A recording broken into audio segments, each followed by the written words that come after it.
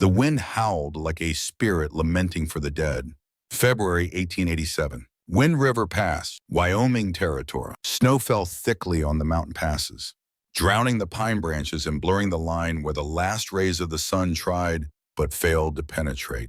I pulled my shawl tighter around my shoulders, the wool stiff with frost. My hands, once soft and gentle, were now chapped and rough from days of gripping the long-worn reins.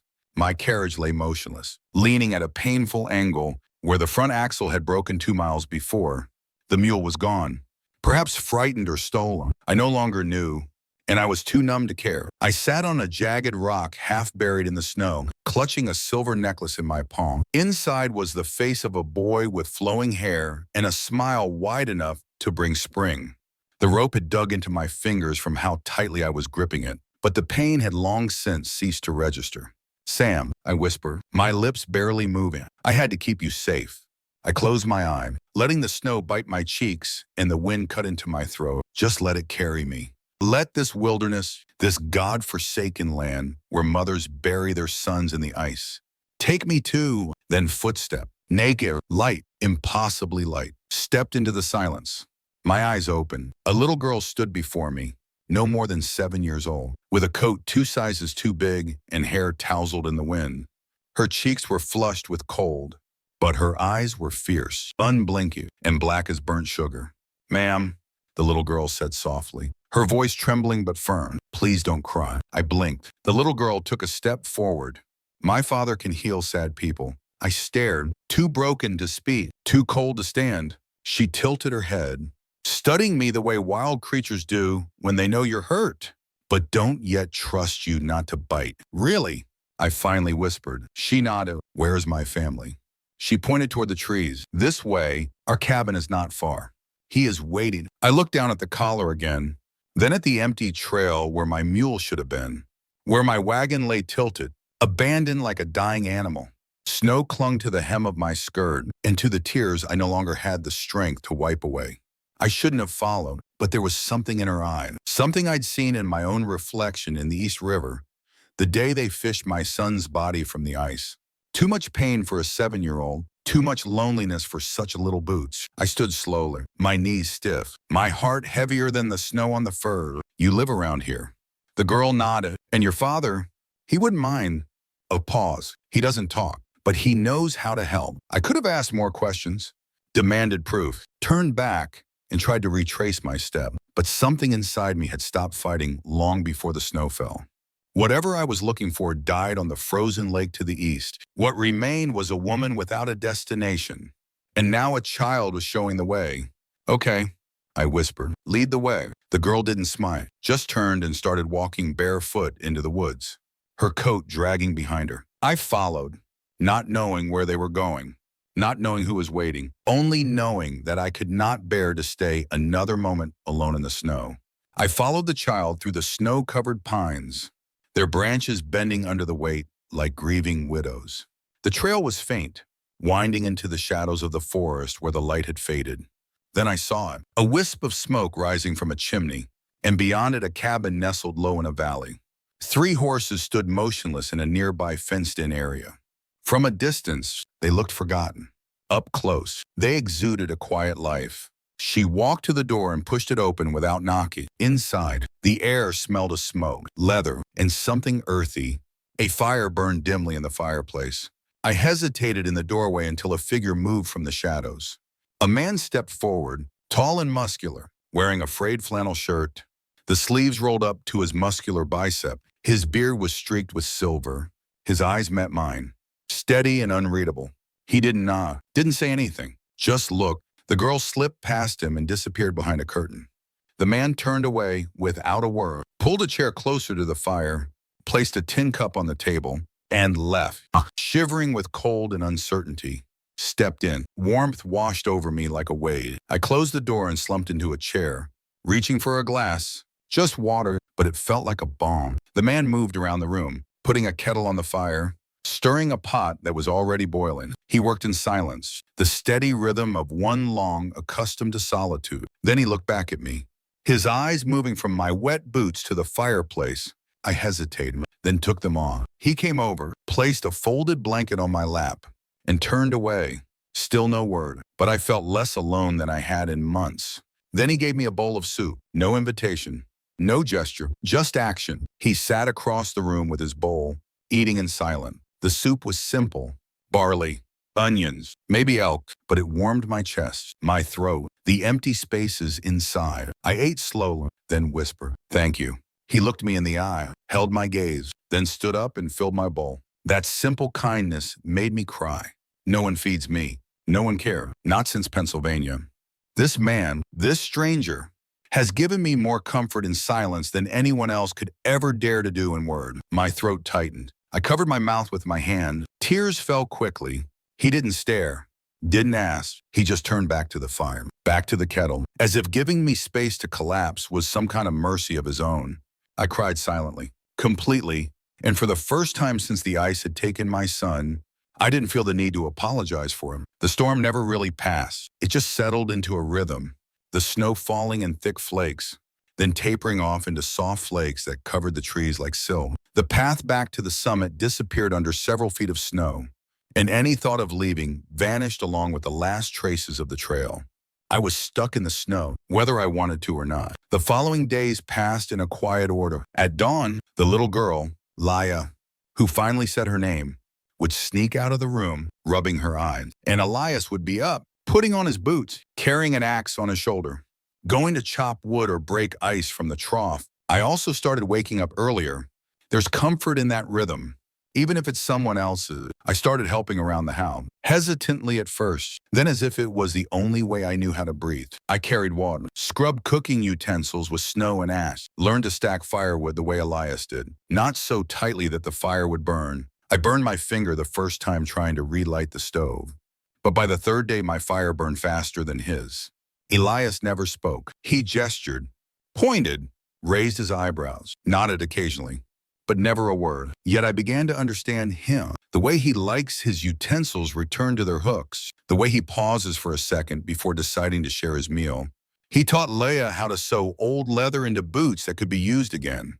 He carved a new spoon from pine when the old one cracked. Whenever I thanked him for anything, he would give the slightest nod and walk away. No declaration, just small mercies. One time, while brushing snow off my horse, I turned around and caught him looking at me from the stable door. His eyes weren't filled with doubt or curiosity. They held something else, something like recognition. I can't explain it, but it warms my chest in an almost dangerous way. The nights were long, shrouded in a cold that bit even through the cabin walls. We ate in silence, Laya humming occasionally. I often stared into the fire after everyone else had gone to bed, watching the flames flicker on the old log, wondering if the world outside this cabin even remembered my name. Then one night, I woke up to a sound I didn't expect. Words that weren't mine, not Laya's. Elias, Anna, no, stop, Anna, don't. His voice cracked. He was dreaming. I sat up, the covers slipping off my shoulders. The fire burned low, casting amber ripples across the room. I looked toward the bed where Elias slept, his face twisted in pain, his hands twitching on the blankets. I stood up gently, barefoot on the cold wooden floor, and crossed the room. He started once, his breath catching. I knelt down beside him, hesitant. "It's okay," I whispered. "It was just a dream." He did not wake. I slowly reached out and placed a folded cloth, one I had warmed on the stove, on his forehead. The moment it touched his skin, his hand rose, not wildly, not fearfully, but with a kind of instinctive searching, and closed around my wrist. My breath caught. His hand, rough and calloused, gripped mine, not tightly, but firmly, like a man clinging to a driftwood after a shipwreck.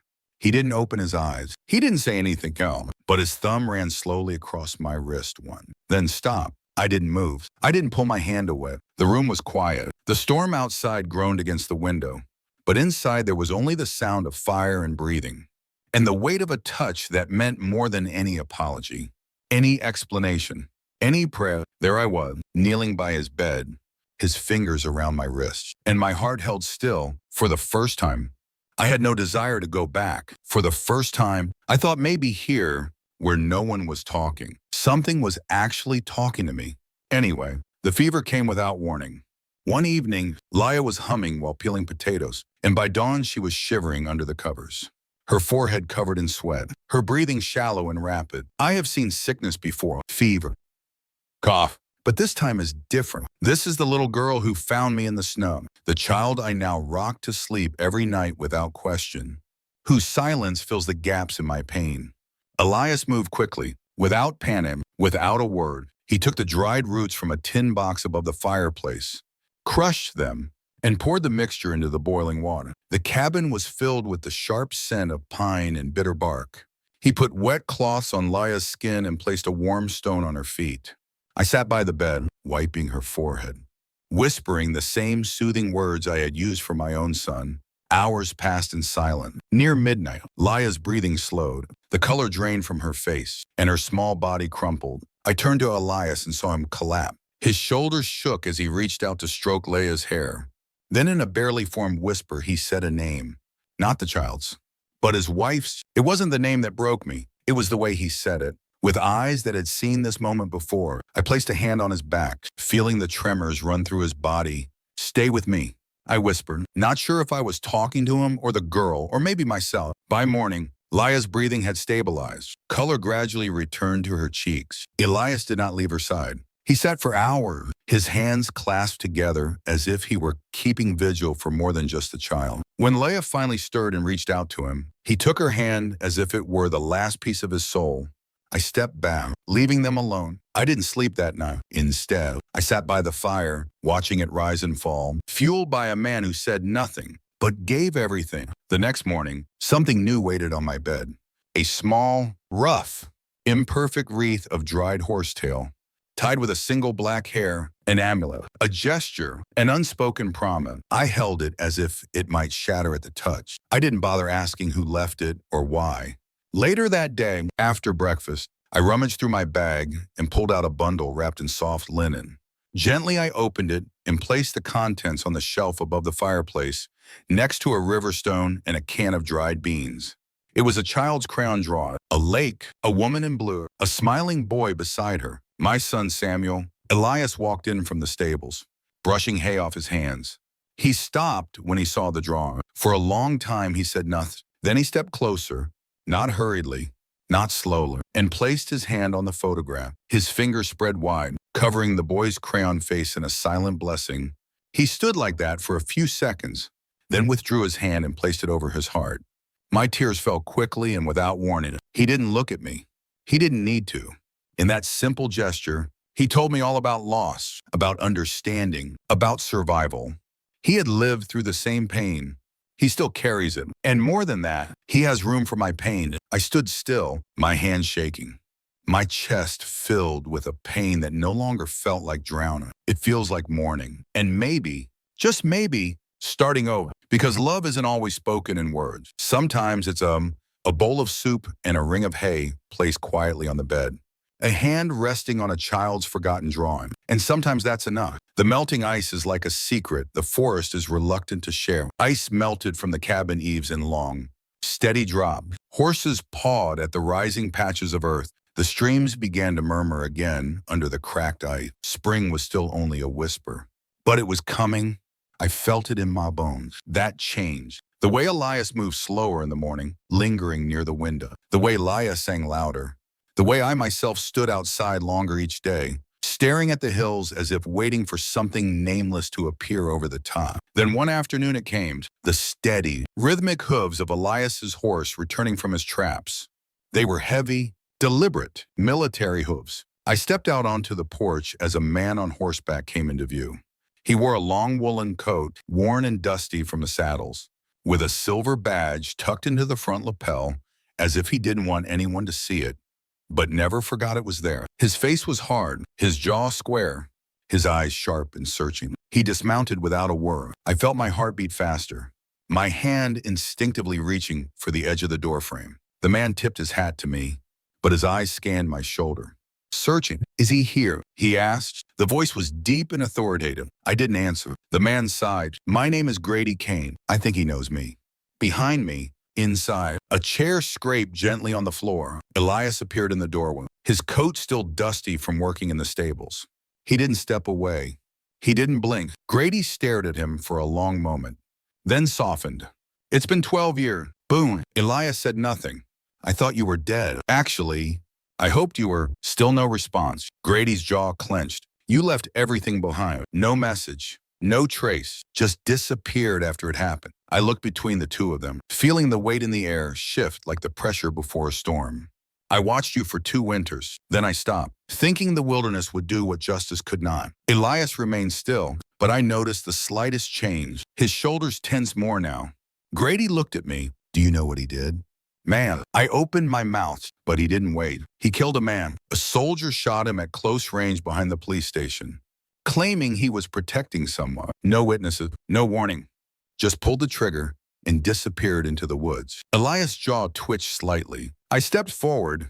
He did it to save someone. Grady's eyes flickered over to me, and for the first time, there was something almost like pity in them. I believe he thinks so. Hell, he's probably right. But the law doesn't operate on emotions, and Elias Boon can't disappear with a child and pretend that the past isn't clawing at the door. I turned to Laya. Say something, I whispered, but he didn't say anything. He just looked at Laya, who was standing barefoot inside, clinging to the edge of the curtain. Grady watched the exchange. Then he sighed and adjusted his gloves. I don't want to drag a child into the mess he left behind, he said. So, here's what I'm going to suggest. He looked straight at me. You take the girl, go back east, say nothing, start over, and I'll say I never found him, that he was buried under a snowdrift somewhere in the Absarokas. I stared. If you refuse, Grady continued, I'll ride straight to Laramie and bring a sheriff here by the end of the week. They'll take you both away in chains. And that little girl, she's going to lose another loved one way or another. The wind picked up, making the canvas of the cabin's canopy flap. Elias did not move. He didn't argue. He didn't defend himself. He just turned and knelt beside Laya, wrapping his arms around her, pressing her head to his chest as if he were memorizing her appearance one last time. It broke something inside me. This man saved me, not with words or promises, but by showing me a love so quiet, so steady, it made me whole again. And now, for the sake of justice written by men who never saw the fire in his eyes, I am being asked to destroy it all. The circumstances surrounding the death of Grady tipped his hat. You have until tomorrow morning. Then he went to his horse, mounted it, and rode away without looking back. I watched him disappear into the trees, then turned to Elias. Really? I asked, even though I knew it were. He looked at me, then slowly, deliberately, he nodded once, and just as slowly, he reached out, not to touch me, but to put his hand on Laya's back. I understand, and now I have to choose. It was almost midnight when I found it. I went outside to clear my mind. The moon, cold and white on the tree. The snow had melted enough to reveal the old floorboards under the porch, weathered and soft at the corners. I noticed a slight bulge in the edge of the board, an invisible flaw in winter. Curious, I pried it open with my fingers. Underneath, wrapped in oilcloth, was a leather-bound diary, brittle and stained with age. I carried it inside, careful not to wake Elias or Laya, and sat by the fire, my heart pounding as if I had discovered someone's bones. The writing inside was small and neat, a woman's. Anna Boon. I turned the pages with reverence. Simple note, daily notes about the land, the horses, the weather, Laya's first steps, describing Elias fixing the roof of the stable in the rain. Little things. And then the tone changed. April 7th. They came again today. The uniformed scouts were looking for someone who said they saw smoke on the mountaintop. Elias didn't believe them. Neither did I. April 10th. They mistook Laya for one of the Indian girls who crossed the valley last week. The girl was playing near the river. One of them had raised his rifle. Elias was faster. My hand froze on the page. He didn't hesitate. He shot the man through the chest. The others run away, but they will come back. I tried to pull back the rifle to prevent the second shot. I slipped.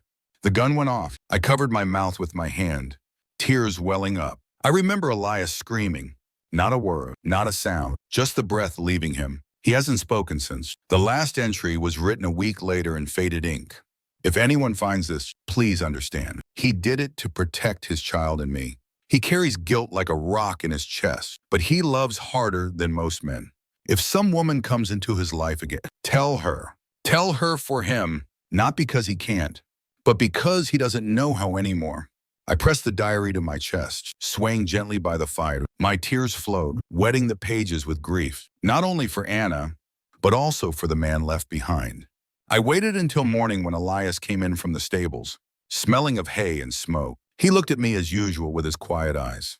I stood holding the diary. He noticed it. His eyes lingered on it and then on me.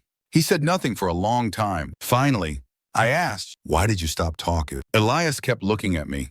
Then he slowly raised his hand to his lips, gently caressed them, and placed that hand over his heart.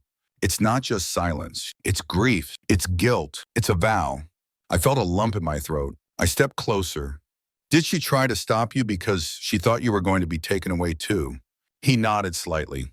"She knows what you are," I whispered. "She never blames you. And neither do I." I looked up at him, tears in my eye. I read her words. I said, she said, if anyone cares about you, they should speak up for you." Elias looked at me, something deep flashing in his eye. Not fear, not sadness, something softer, something that hadn't lived there in years. I reached up and placed my hand on his chest where he had touched me. "Because you were quiet," I whispered. "I can finally hear what's important." I slowly, carefully leaned over and rested my forehead against his chest. His heart beat hard under my fingers. Steady, unwavering, warm. He did not move. Then one arm, hesitantly, slowly, slid around my back, and with the other arm, he held me as if he might disappear if he let go. Not out of desire, not lust, but need. Human, quiet, need healing. I closed my eye. In that moment, no law could touch them. No past could change them. No words were needed because love had spoken. The sun has returned to the valley. Not in heat, but in light. The snow had retreated into banks along the tree line, and the earth breathed again, damp and dark beneath boots. It was time. I packed slowly, each item folded carefully, each string tied a little tighter. Elias didn't say a word. Not that he would, but he didn't make any move to stop me either. He helped repair an old saddle, packed oats into a canvas bag, and put a kettle of boiling water in my pack. Not goodbye, just ready. The deal was the only way to keep him safe. Grady Kain would leave if I did. Laya could come with me. No arrests, no chains, just a quiet disappearance. But quiet, I learned, isn't always peaceful. Laya stood at the table, bent over a piece of brown paper with a broken blue pencil. Her tongue lolled out slightly as she drew, concentrating, her shoulders hunched in the way children do when something is more important than they can explain. As I walked up to her, Laya looked up and smiled, but it was a small smile. "Careful. I did this," she said. I held the drawing. It showed 3 figures, tall, short, and in the middle, standing under a swirling sky, behind them, a small cabin with smoke rising from its chimney. The trees were crooked. The sky was purple, but the people were holding hands. "Is that us?" I asked. My voice choked. Laya nodded. "You can take it with you, so you don't forget." I bent down and pulled her into my arms, holding her close. "I can never forget," I whispered into her hair. Across the room, Elias stood motionless near the fireplace. He had not come closer since breakfast, but I always felt him close, like the pulse of the fire itself, a presence so constant that it did not need to be seen to be felt. I walked toward him, holding the picture. "I'll keep this," I said. He nodded. I searched his eyes, hoping for something, anything, but I understood him already. He wouldn't ask me to stay. He wouldn't beg. That's not who he is. And maybe that's why it hurts more.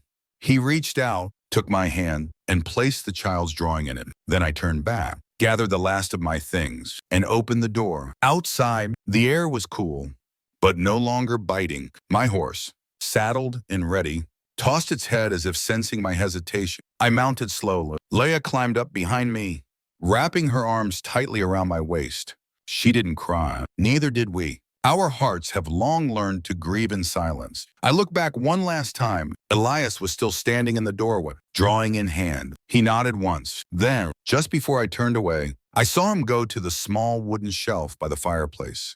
He took the old dry wreath, the one made from prairie grass and tied with horsehair, and lit a match underneath it. The flames licked at the edges, curling them into smoke. He didn't throw it away. He let it burn gently, then placed the remains on a shelf next to a framed sketch of a woman with soft eyes and wild hair, his wife. And next to it, he placed the drawing that Laya had done. He stood there staring at it for a long time. There was no smile on his lips, but there was something else in his eyes. Those dark, storm-hardened eyes. Not sadness, not regret, but anticipation. And somewhere in the woods, the wind began to change direction. Cabin remains unchanged. Its logs are more weathered, the roof patched in some place with new wood, but its core remains the same. Resilient, quiet, enduring. Smoke still rose from the chimney in a slow, steady column. The fence around the lot had been repaired. The horse grazed unhurriedly, lazily wagging its tail to chase away flies. Elias stood beside the largest mare, grooming her with practiced care. That rhythm soothes both man and animal, a kind of peace that comes over time, not luck. His beard was thicker now, flecked with more gray, but his posture was not hunched. His silence was still absolute, but no longer heavy. He learned to carry it differently. Then he heard it, not the wind, not the trees, the sound of hooves. His hand paused on the mare's neck. Her ears pricked up, her nostrils flared. He turned slowly through the trees. A figure appeared on horseback, gaunt and weather-worn, wearing a thick, frayed leather jacket and dusty trousers from days on the trail. Her hair was shorter, hidden beneath a weathered cap, and her back was straighter than he remembered. Less fragile, more fiery. I got off my horse in one fluid motion and looked at him for a long moment. My face was harder now, but my eyes held something soft, not hesitant, but certain. He said nothing. I stepped forward, took a folded piece of paper from my coat, and offered it to him with both hands. He took it. His fingers lingered at the edge as he opened the letter. It was short, written in my hand. You need not speak. I have heard your heart more clearly than most men who shout to be understood. If there is still room by your fire, I would like to build it with you for as many winters as we are blessed with. He raised his head. I said nothing, just waited. Elias studied me, the paper in one hand, the other on his chest. Then slowly he reached out, not for a shake, not for a hug, just a hand resting gently on my shoulder. Firm, present. Yeah, my breath caught, but I didn't move. Instead, I reached up, took his hand, and pressed it to my cheek. In that moment, the years between us melted away, and all that remained was this: warmth in a cold world. Trust is rebuilt not by word, but by shared and lived silence. Together we walked toward the cabin. The fireplace crackled with fresh cedar wood. A new quilt hangs where the old one used to be, on the shelf above the fireplace, next to Anna's sketch in the wreath of ashes. Now kept in a glass jar, is a colored pencil drawing of 3 figures under a smoky sky, unchanged, untouched. I put my bag down in the corner of the room. Elias moved toward the stove, picking up a kettle of boiling water. He added a second cup beside his. He didn't ask if I was staying. I don't say I'll stay, but the flames burn higher now, reaching across the room. And for the first time, there are footsteps inside that house that won't leave again. And so, in a land where silence is often louder than any sermon, where justice wears more than one face, and love comes wrapped in stillness and snow, a man who hasn't spoken in 12 years finds someone who listens to him anyway. And a woman who thought her heart was frozen found it beating again by a quiet fire. Some stories don't need grand endings, just lingering footsteps in a flame that never goes out.